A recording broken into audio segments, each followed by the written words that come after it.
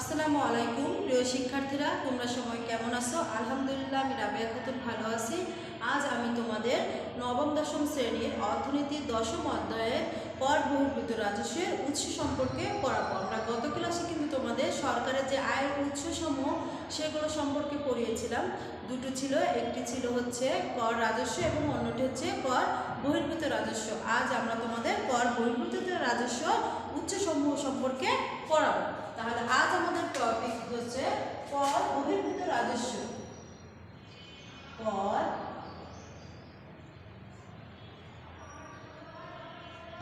বহির্ভূত রাজস্ব।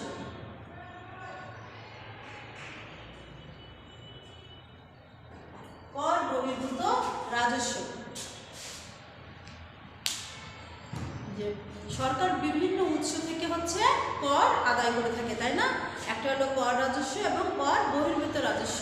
কর বহির্ভূত রাজস্ব বলতে আমরা সেই সমস্ত করকে বোঝাই যেখানে সরকার কর এবং শুল্ক ছাড়া আর অন্যান্য খাত থেকে যে উৎসসমূহ থেকে সরকার আয় করে থাকে তাকেই আমরা কর বহির্ভূত রাজস্ব বলে থাকি।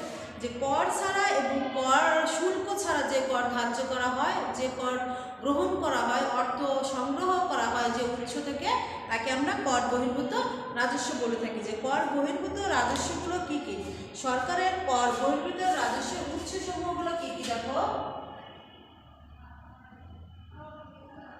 সরকারের কর বহির্ভূত রাজস্ব উৎসসমূহ।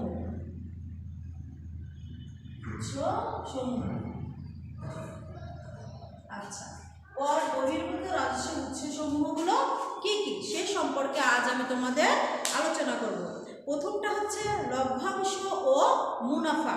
লভ্যাংশ ও মুনাফা।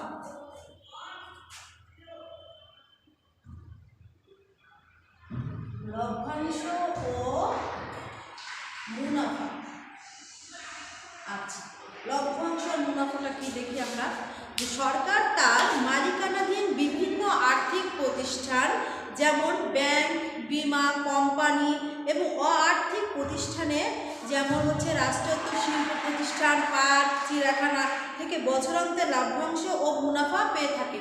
এই যে আমরা যে বিভিন্ন জায়গায় যাই, যে বিভিন্ন যে চিড়িয়াখানা আছে আমরা দেখতে যাই, যে বিভিন্ন মালিকানার ভিত্তিক বা কোম্পানি ভিত্তিক, তারপর বিভিন্ন যে প্রতিষ্ঠান আছে, বিভিন্ন ব্যাংক আছে, বিভিন্ন কোম্পানি আছে, এইগুলো থেকে কিন্তু সরকার তাদের লভ্যাংশ থেকে বা মুনাফা থেকেও সরকার কিন্তু অর্থ আয় করে থাকে। কারণ এই যে পার্ক আছে এগুলো কিন্তু সাধারণ জনগণের তৈরি করে না, সরকার থেকে পার্কগুলো তৈরি করে এবং এর বিনিময়ে কিন্তু জনগণকে কিছুটা অর্থ কিন্তু প্রদান করতে হয়। কোনো একটা পার্কে ঢুকতে গেলে দেখবো যে আমাদের প্রত্যেককেই কোনো একটা পার্কে ঢুকতে গেলে ফ্রি নেই, হয় 2 টাকা না হয় 5 টাকা এরকম আমাদের দিতে হয়। সরকারি কোনো চিড়িয়াখানায় গেলেও কিন্তু আমাদের এভাবে কিছু টাকা অর্থ প্রদান করতে হয়, সেখান থেকে কিন্তু সরকারের আয় হয়, এভাবে জনগণের কাছ থেকেও সরকার আয় করে থাকে। তাহলে হচ্ছে দেখো, লভ্যাংশ ও মুনাফা থেকেও সরকার আয় করে থাকে। 2 নম্বর হচ্ছে সুদ।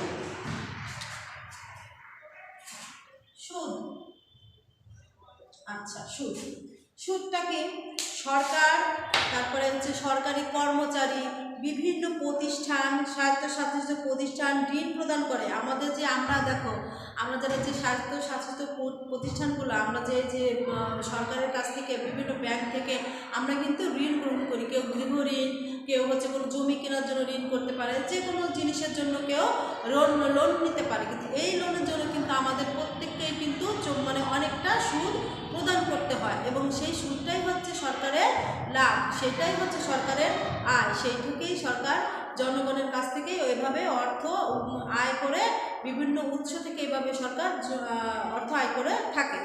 দ্বিতীয়টি হচ্ছে প্রশাসনিক ফিস। 3 নম্বরটা হচ্ছে প্রশাসনিক ফিস।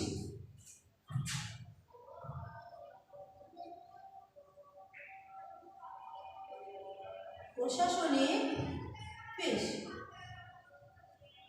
আচ্ছা, প্রশাসনিক ফিসটা আবার কি? দেখো, সরকার জনগণকে প্রশাসনিক সেবা প্রদানের জন্য বিভিন্ন প্রকার ফি আদায় করে থাকে। যেমন কোর্ট ফিস, সরকারের যেমন বিভিন্ন প্রকার যে আমাদের সরকারকে ফিস দিতে হয় বিভিন্ন রেজিস্ট্রেশনের জন্য, বিভিন্ন কোনো দলিলপত্রের জন্য, কোনো কোর্টে গেলে কিন্তু আমাদের একটা ফিস প্রদান করতে হয়। এই যে প্রশাসনিক যে এই অফিসগুলো আছে সেখানে কিন্তু আমাদের বিভিন্ন কাজের জন্য কিন্তু ফিস প্রদান করতে হয়, সেটাও সরকারের আয়ের অংশ।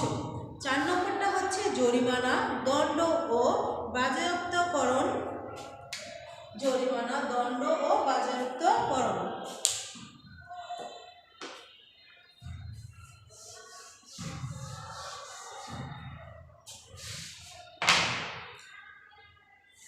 জরিমানা, দণ্ড ও বাজেয়াপ্তকরণ। 4 নম্বরটা হচ্ছে জরিমানা, দণ্ড, বাজেয়াপ্তকরণ।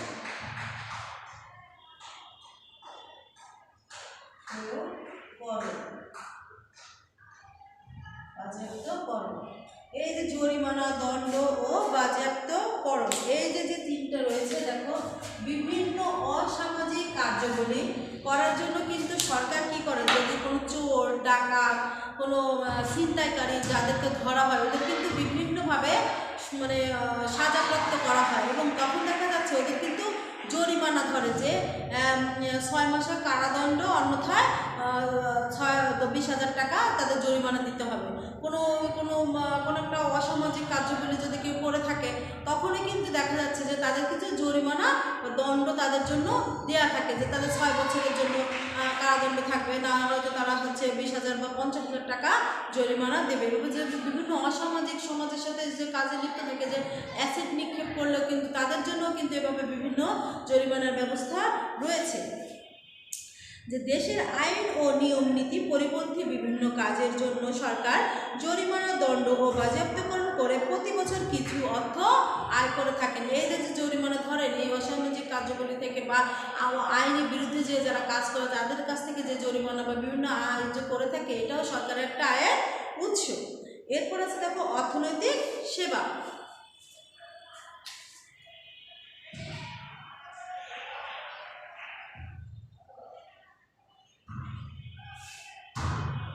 অর্থনৈতিক সেবা, আচ্ছা অর্থনৈতিক সেবাটা কি?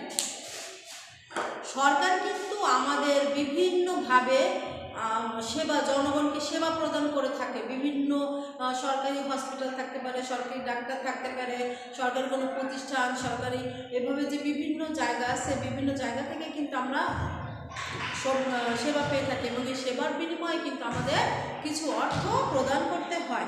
যেমন সরকার তার বিভিন্ন প্রতিষ্ঠান দ্বারা জনগণকে সেবা প্রদান করে থাকে।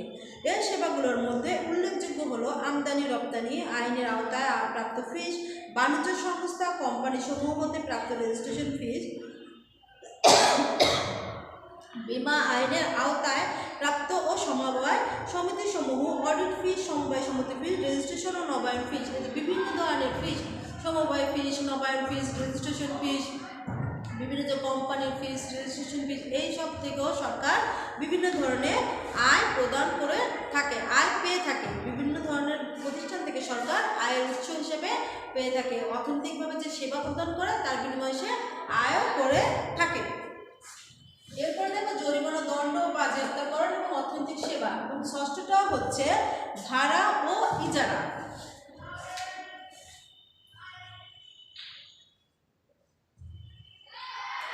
ভাড়া ও ইজারা, আচ্ছা দেখো ভাড়া, ভাড়া কথাটা কিন্তু আমরা অনেকেই পরিচিত এই শব্দটার সাথে, যে আমরা কিন্তু অনেকে বাসা ভাড়া করে নিই, তাই না? বা কোনো একটা দোকান ভাড়া নিতে পারি। সরকারের যে জায়গা আছে, যে সরকারের যে জায়গাগুলো থাকে, এখানে কিন্তু আমরা খুব অল্প টাকার বিনিময়ে কিন্তু সেই জায়গাগুলোকে আমরা 5 বছর 10 বছরের জন্য এরকম ভাড়া নিতে পারি, এবং ভাড়া নেওয়ার ফলে ওইখান থেকে কিন্তু সরকারকে অর্থ প্রদান করতে হয়। এখানেও কিন্তু সরকার অনেক বেশি আয় উপার্জন করে থাকে। যে ইজারা, যে সম্পত্তি বিভিন্ন যে জায়গা ফাঁকা থাকে সেখানেও কিন্তু ভাড়া দেওয়া হয়। যে একটা অনেক বড় একটা জমি আছে, যে ইজারা দেওয়া হয় বা ভাড়া দেওয়া হয়, যে কোনো একটা মেলা কোম্পানিকে যে দেওয়া হলো, যে মেলার আগে ওইখানে যে 1 মাসের জন্য একটা মেলা হবে, তার বিনিময়ে কিন্তু সরকারকে অর্থ প্রদান করতে হয়। সরকার বিভিন্ন সম্পত্তি ছাড়াও ভাড়া ও ইজারা দেওয়ার মাধ্যমে সরকার প্রতি বছর অনেক অর্থ আয় করে থাকে। যেমন এই যে বললাম যে বিভিন্ন যে মার্কেটগুলো থাকে, বিভিন্ন সম্পত্তি থাকে, সরকারের যে ফাঁকা জায়গাগুলো থাকে, সেখানে কিন্তু যে হাট যদি বসে বা কোনো মেলা বসে, কোনো হয়, তখন কিন্তু সরকারকে অবশ্যই অর্থ প্রদান করতে হয়, যেমন হাট, ঘাট ইত্যাদি। এরপর আছে টোল ও লেভি। টোল ও লেভি।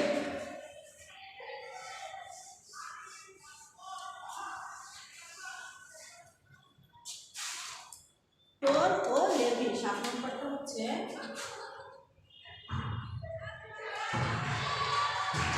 টোল ও লেভি। আচ্ছা, টোল ও লেভি এটা কি দেখো, টোল ও লেভিটা হচ্ছে আমরা কিন্তু যে বিভিন্ন যে যমুনা সেতু, রূপসা সেতু বা বিভিন্ন স্থানে যাওয়ার সময় আমাদের কিন্তু এরকম সেতু থাকে যেগুলো আমাদের পার হয়ে যেতে হয়। অনেক সময় ফেরি পারাপার বা নৌকায় আমাদের কিন্তু বিভিন্ন পরিমাণে অর্থ প্রদান করতে হয়। সেই সেতুটা পার হওয়ার সময় টোল হচ্ছে টাকা দিতে হয়, যে টোলটা পার হওয়ার সময় টাকা দেওয়া লাগে, কিংবা হচ্ছে লেভি দিতে হয় যে ওই জায়গাটার জন্য, সেতুর জন্য, কিংবা হচ্ছে তোমার যে ফেরিটা পার হই, তো অনেক সময় একটা নৌকা পার হওয়ার সময় কিন্তু দেখা যাচ্ছে টোল আমাদের দিতে হয়। এখান থেকেও সরকার অনেক অর্থ উপার্জন করে থাকে। এরপর আছে দেখো অবাণিজ্যিক বিক্রয়। অবাণিজ্যিক বিক্রয়।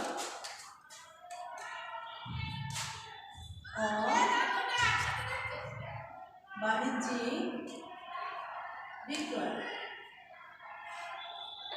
অবাণিজ্যিক বিক্রয় এটা আবার কি? সরকার জনগণের কল্যাণে কোনো কোনো সময় বিনা লাভে অনেক দ্রব্য বিক্রয় করে থাকে, যেগুলো জনগণের কল্যাণে বিনা লাভেই কিন্তু সরকার জিনিস বিক্রয় করে থাকে। এই যে কম মূল্যে গরিবদের কিন্তু বিভিন্নভাবে এই যে গম, আটা, তারপরে হচ্ছে চাল, তেল যে টিপিসি থেকে দেওয়া হয়, অল্প মূল্যে সুলভ মূল্যে গরিবদের দেওয়া হয়। এছাড়াও কিন্তু আছে যে খোলা বাজার বিক্রয় নীতি, এগুলো থেকে অবাণিজ্যিক যে বিক্রয়, এখানে কিন্তু সরকার যেমন কোনো লাভই রাখে না, এইটাও জনগণকে সেবা দিয়ে থাকে, দরিদ্র জনগণকে সরকার সেবা দিয়ে থাকে। এরপরে আছে রেলওয়ে।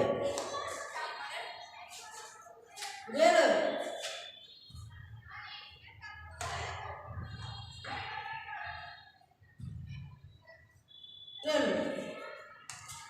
বাংলাদেশে রেলওয়ে যে আছে, সে রেলওয়ে কিন্তু আগের তুলনায় এখন কিন্তু অনেক বেশি অত্যাধুনিক হয়েছে। এখানে কিন্তু রেলওয়ের মাধ্যমে অনেক যোগাযোগ ব্যবস্থা অনেক দ্রুত হয়েছে। এখন বিভিন্ন জায়গা থেকে বিভিন্নভাবেই আমাদের কিন্তু রেল যোগাযোগটা অনেক বেশি উন্নত হয়েছে, এবং সরকার কিন্তু বিভিন্ন কোম্পানির কাছ থেকে, বিভিন্ন প্রতিষ্ঠানের কাছ থেকে রেলের মাধ্যমে যখন সেই যানবাহনের মাধ্যমে বিভিন্ন দ্রব্য জিনিসপত্র আনা নেওয়া করে, তার বিনিময়ে কিন্তু সরকার অনেক বেশি টাকা এখন আয় করে থাকেন।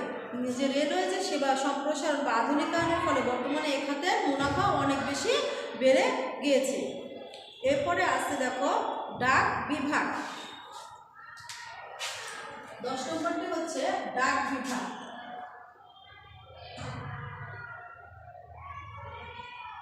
ডাক বিভাগ। আচ্ছা, ডাক বিভাগ। বাংলাদেশের ডাক বিভাগ সরকার কর্তৃক পরিচালিত হয় বিধায় এটি সরকারের আয়ের একটি উৎস। ডাক বিভাগে বহুমুখী সেবা প্রদান করার ফলে 2001-02 সালেতে এ খাতে আয় প্রবাহ কিছুটা বৃদ্ধি পেয়েছে। এই ডাক বিভাগের ফলে কিন্তু পুরোটাই সরকার দ্বারা পরিচালিত, এবং এখান থেকে এই খাত থেকেও সরকার অনেক বেশি আয় করে থাকে। এই যে এই বাংলাদেশের সরকার আয়ের উৎসসমূহ থেকে প্রাপ্ত আয়ের পরিমাণ যথেষ্ট না, তাই প্রতি বছর সরকারকে কিন্তু ব্যয় নির্বাহের জন্য আমাদের যে সরকার যে পরিমাণ আয় করে থাকেন বাংলাদেশের জনগণের কাছ থেকে, বিভিন্ন কর, ট্যাক্স, শুল্ক বা অন্যান্য খাত থেকে কর, রাজস্ব এবং কর বহির্ভূত বিভিন্ন থেকে যে আয়টা সরকার করে থাকে, কিন্তু এটা কিন্তু পর্যাপ্ত হয় না। আমাদের দেখা যায় তখন কিন্তু সরকার বিভিন্ন বৈদেশিক সাহায্য, বিদেশ থেকে কিন্তু ঋণ, বিভিন্ন সাহায্য অনুদান, এর উপরও সরকার হচ্ছে ব্যয়টা নির্ভর করে থাকে। শিক্ষার্থীরা আজ দেখো আমরা তাহলে কি করলাম, সরকারের আয়ের উৎসসমূহের কর বহির্ভূত রাজস্বের উৎসসমূহ সম্পর্কে পড়ালাম। তোমরা সবাই বাসায় এগুলো ভালো করে পড়বে।